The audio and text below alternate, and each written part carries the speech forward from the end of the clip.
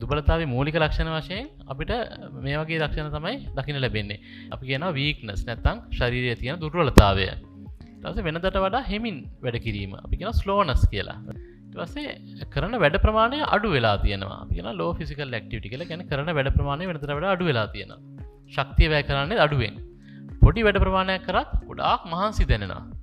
ඒක තමයි හතරවෙනි ලක්ෂණය. ඊළඟට දන්නේම නැතුව බර අඩු වෙනවා.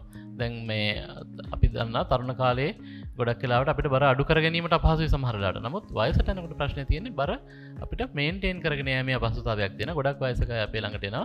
දන්නේම නැතුව කන ප්‍රමාණය අඩු වෙලා වෙන මේ ප්‍රශ්න නිසා බර අඩු වෙලා තියෙනවා. මේ බර අඩු වීම නිසා ශරීර දුර්බලතාවය වැඩි වෙනවා. ඉතින් ඔබට පැහැදිලි මේවා ගොඩක් සුලභ ලක්ෂණ. ගොඩක් වැඩිහිටිය අයට කතා කරොත් සමහර වෙලාවට මේ දේවල් ඔබට කියනවා. වෙනදට වඩා හෙමින්, වෙනදට වඩා මහන්සි දැනෙනවා. ශරීරයේ වැඩ කරන ප්‍රමාණය අඩුයි.